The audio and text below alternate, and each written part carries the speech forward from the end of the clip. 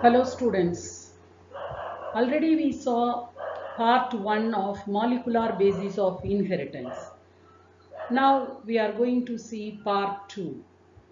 Under this, the following subtopics we can see: search for genetic material, biochemical characterization of transforming principle, then Hershey and Chase experiment, properties of the genetic material, DNA replication.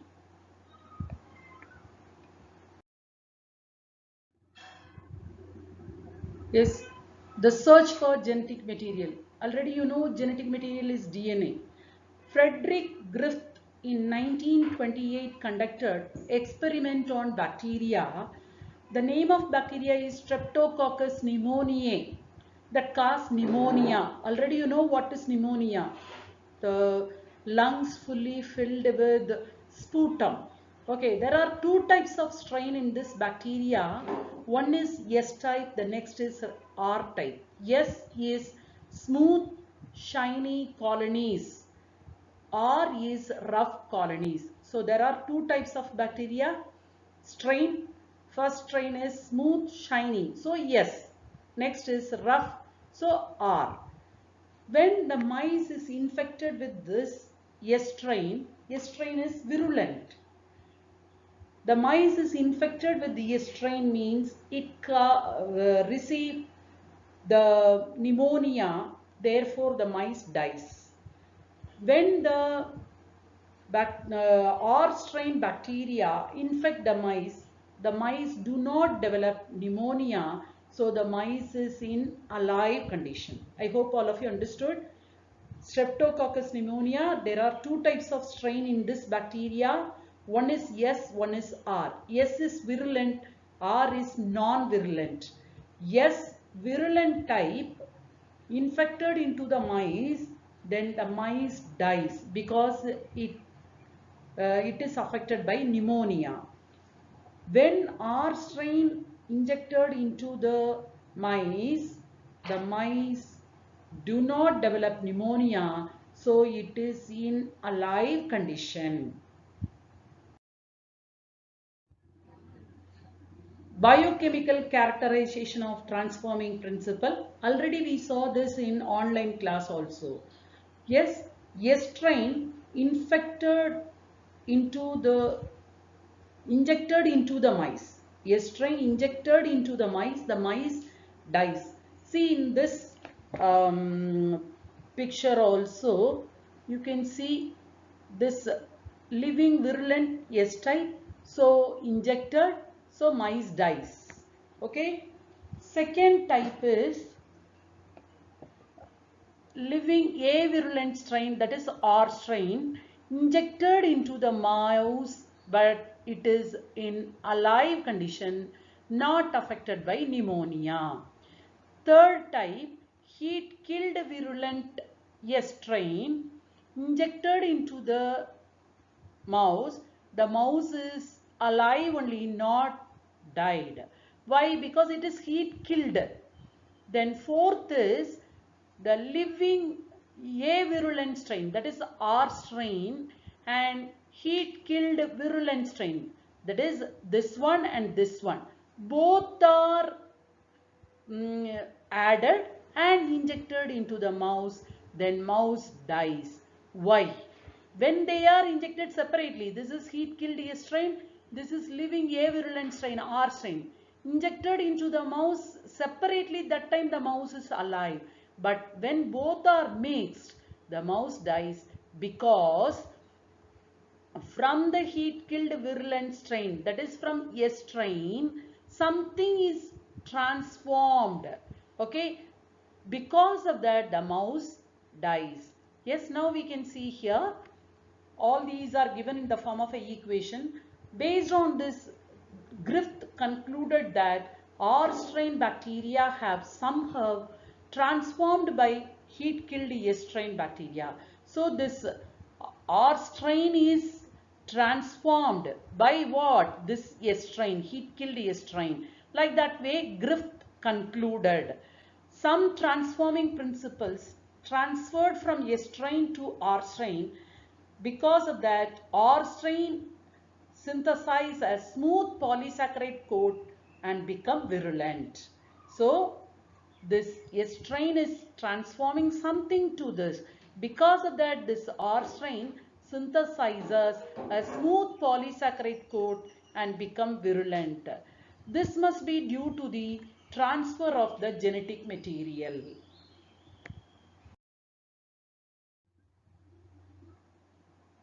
Biochemical nature of transforming material. Already you know, previous one we saw S strain, due to that the mouse dies. R strain, no. But when heat killed S strain and R strain makes, the mouse dies because something is transferred from S to R. Based on that experiment, Avery, MacLeod and McCarthy worked to determine the biochemical nature of genetic material responsible for transformation. What they concluded, based on this equation also we can understand. See, in this equation, heat killed A strain plus live R strain. The mouse dies. Why? RNAs and proteases, these two are enzymes, so they digest RNA and protein. Okay, see the next case, heat killed S strain plus live R strain, the same thing. Here DNAs, see this DNA is how written, A is small, this is an enzyme which digests the DNA. Transformation does not occur, therefore the mouse survives. So based on this, what we can understand, when the DNA is passing, it happens. So DNA is a, from this what we can understand, DNA is a genetic material. Yes, transforming principle. Here the S strain bacteria and R strain bacteria, the difference is given. S strain already you know, smooth, shiny, produce smooth colonies on culture plate. R strain produce rough colonies on culture plate. S strain have a polysaccharide coat. R strain do not have a polysaccharide coat. Then S strain is virulent because it causes pneumonia. R strain is non-virulent because it does not cause pneumonia.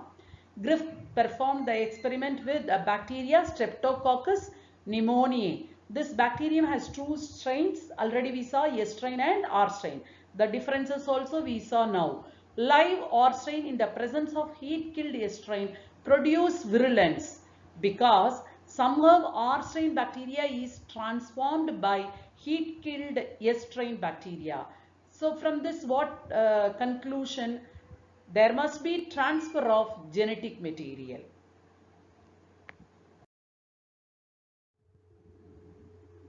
Hershey says experiment to confirm DNA as the genetic material. Very important one. Mostly in board exam they used to ask. Already we saw in live class. Okay, we can discuss now also. Hershey and says worked on bacteriophage. Bacteriophage is nothing but the virus that infect the bacteria. See here, this is the bacteriophage. Okay, so two bacteriophages taken. One is kept in radioactive sulfur S35. The other bacteriophage is kept in radioactive phosphorus P32. Okay, when the bacteriophage infects a bacterium, the viral genetic material is attached with the bacteria, bacterial genetic material. Then the bacteria think the viral material is its own, so it produce or it synthesize more viral particles. Then they work to discover whether it was a protein coat or DNA entered the bacteria from virus. Okay, so they worked out and find out whether the protein coat or the genetic material entered from virus to the bacteria. They labeled some pages with radioactive sulfur and some with radioactive phosphorus. Yes, see here, first step you can see the bacteriophage infect the E. coli. Then blending occurs. During this time, agitation, then centrifugation, that is spinning. Okay, for what purpose? To remove the viral particles. From this, what they understood? They observed that bacteria with radioactive DNA were radioactive, while those with radioactive protein lost its radioactivity. These are radioactive DNA. Here they lost its activity. Because of that only it is given no radioactivity detected in this. Here radioactivity detected. See, when the bacteriophage is in radioactive phosphorus, they contain radioactive DNA but not radioactive protein. Okay, they contain radioactive DNA, do not contain radioactive protein, because DNA contains phosphorus but protein does not.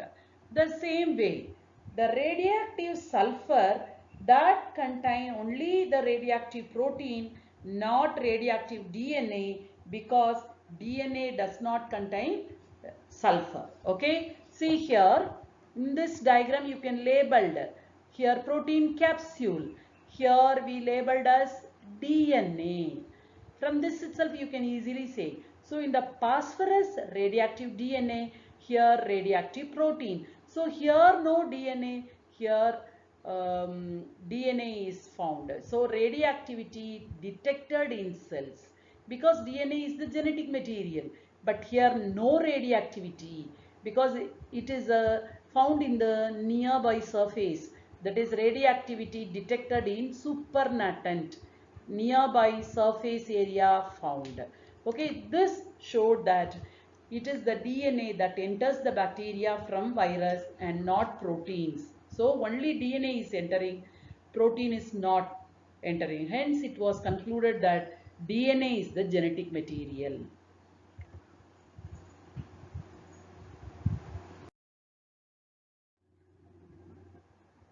Properties of the genetic material. You know which is the genetic material? DNA. It should be able to replicate. That means duplicate to produce its own identical copy. It should be chemically and structurally stable. It should have, already we saw the differences between DNA and RNA, there also we studied. It should have scope for changes that are essential for evolution. During copying, a recombinant variety occurs, so it may lead to evolution. It should follow the Mendelian principles of inheritance.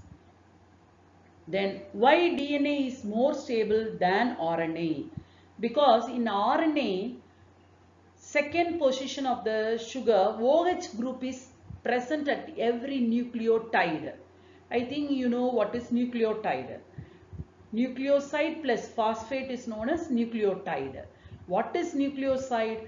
The sugar molecule plus base. Okay, in the second position, if OH group is present, then that is RNA. This makes RNA unstable and degradable. Okay, so anything can attach with that.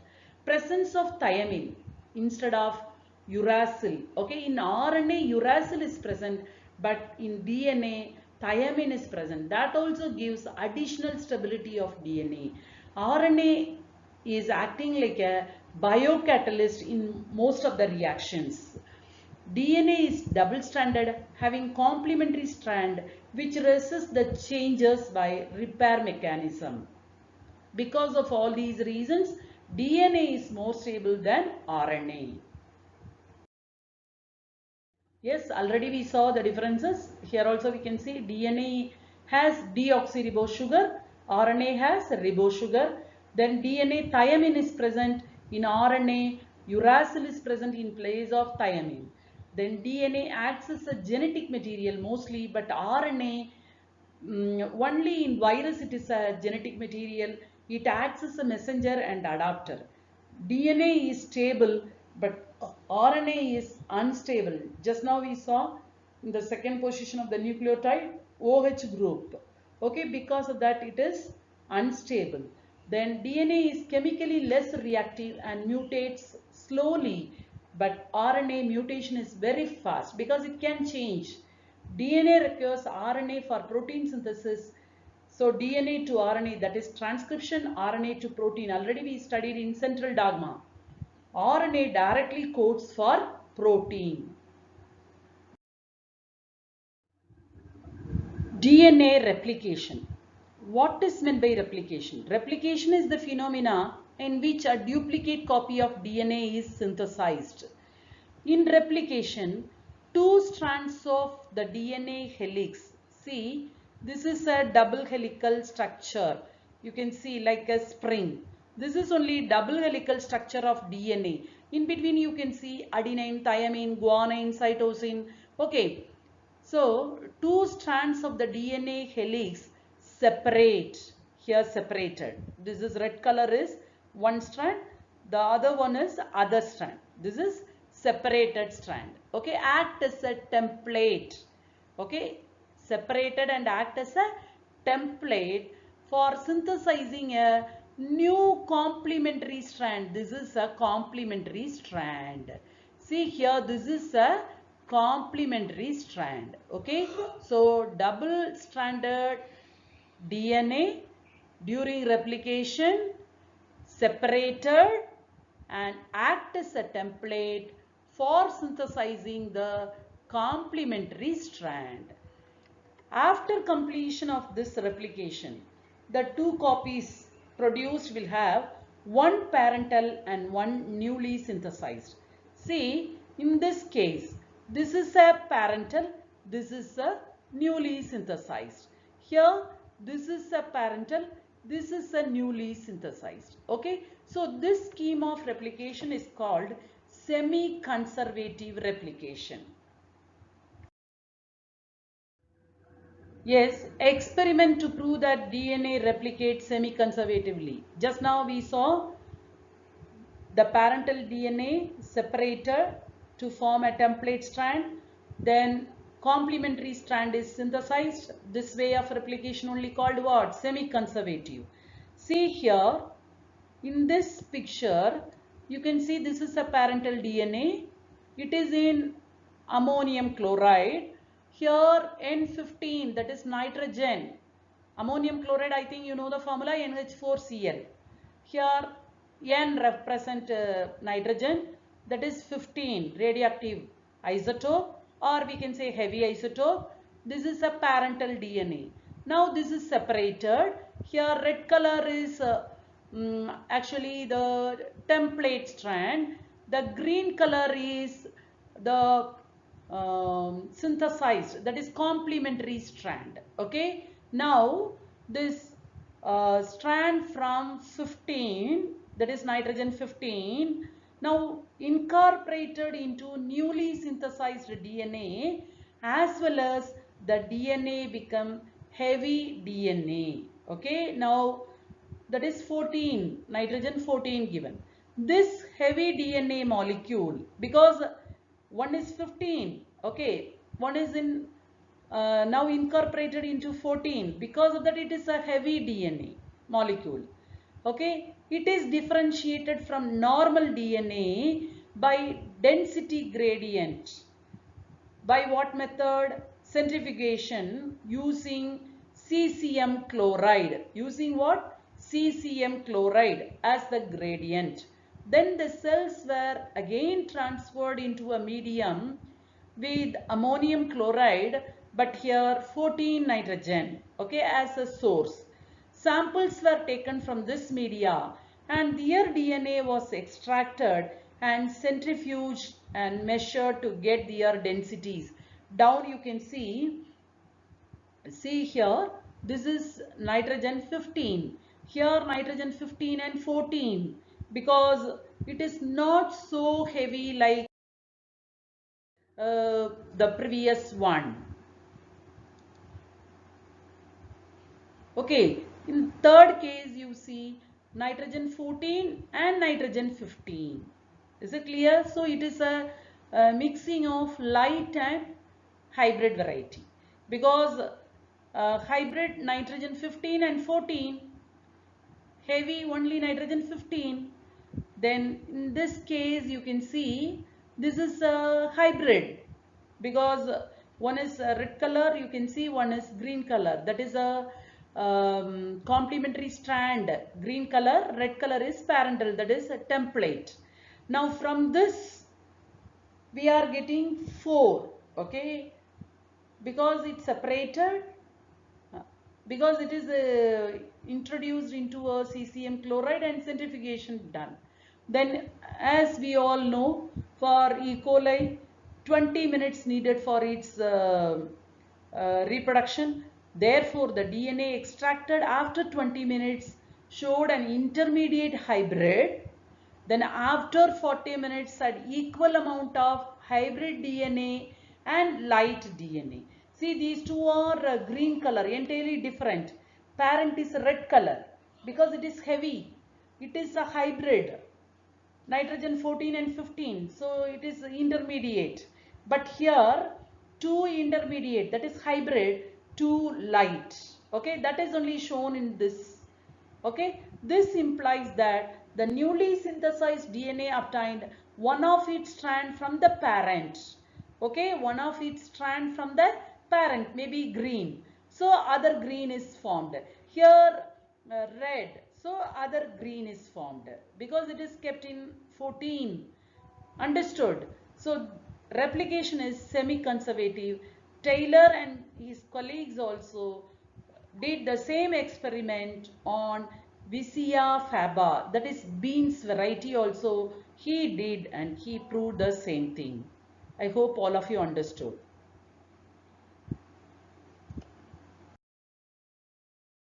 Mechanism of DNA replication.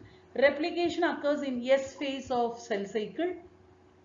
Enzyme involved, DNA polymerase and DNA dependent DNA polymerase. Replication requires energy.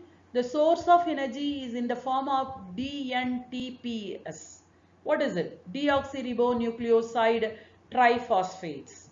Have dual purpose because it acts as a substrate and also provide energy. Then replication initiates at specific regions in DNA. That regions are called origin of replication, or we can say ORI, O-R-I. DNA polymerase. Polymerase means it polymerizes a large number of nucleotides in a very short time. During the course of replication, two parent strands do not completely open, but a small openings in which replication occurs.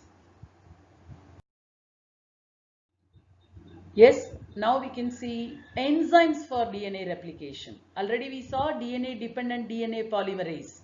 It catalyzes the polymerization of deoxyribonucleotides on DNA templates. Okay, what is template? Template from the parental strand. Okay, helicase. What is helicase? The enzyme which helps to unwinds the DNA strand. That is a separate. Okay, unwinds the DNA strand to form the replication fork. Then DNA ligase. From the term itself you can understand ligase means for joining. Okay, it joins Wagasagi fragments. What is Wagasagi fragments? See, in the replication fork later we will study two strands are there. 3' to 5' is a continuous strand. Okay, 5' to 3' is a discontinuous strand. They are splitted. That portions are called Wagasagi fragments. Okay, that is present in the lagging strand. Okay, so DNA ligase used for joining of that Wagasagi fragments which are formed on the lagging strand. Process of DNA replication. Yes, here this is only fork, replication fork. You can see previous slide we saw. Here 3' to 5' is a continuous strand, 5' to 3' is a discontinuous strand. Why we are calling discontinuous? Because here splitted. This is only called Wagasagi fragments. These fragments are ligated with the help of ligase. Okay, so this is a lagging strand we can say.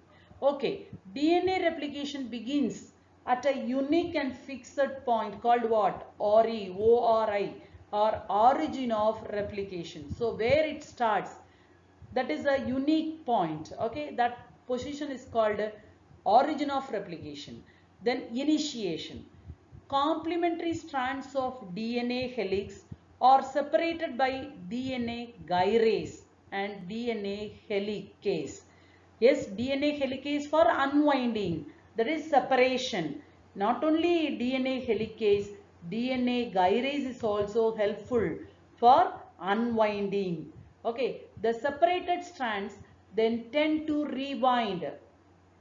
These are stabilized by proteins called single strand binding proteins, that is SSBPs, single strand binding proteins. It helps in binding. So first double helical becomes separated, then again that is unwinding takes place with the help of DNA helix and DNA helicase and gyrase. Now the unwinded strand again rewinded with the help of what? Single strand binding proteins. Okay, unwinding of double strand DNA forms a Y-shaped configuration. That is only, this is DNA duplex, which is called a replication fork. So this is only unwinded form. Okay. Now elongation. After all this, what happened?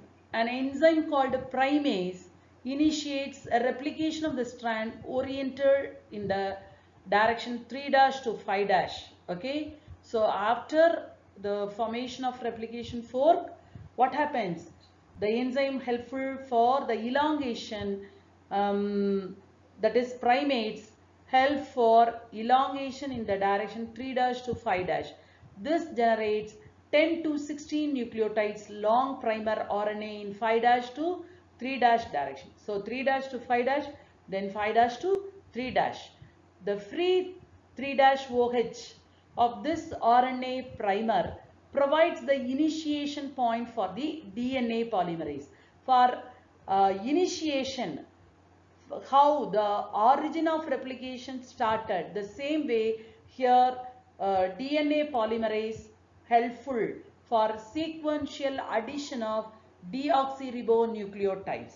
Then DNA polymerase progressively add to the 3' end of the growing polynucleotide chain, so that replication takes place from 3' to 5' strand of DNA molecule. Okay, so DNA polymerase progressively add to the 3' end because it is a growing polynucleotide chain end.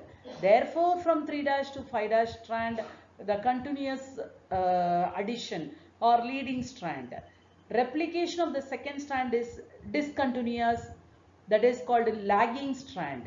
Lagging strand generate the small polynucleotide fragment, that is only called Wagasagi fragments. These are joined together by the enzyme called DNA ligase.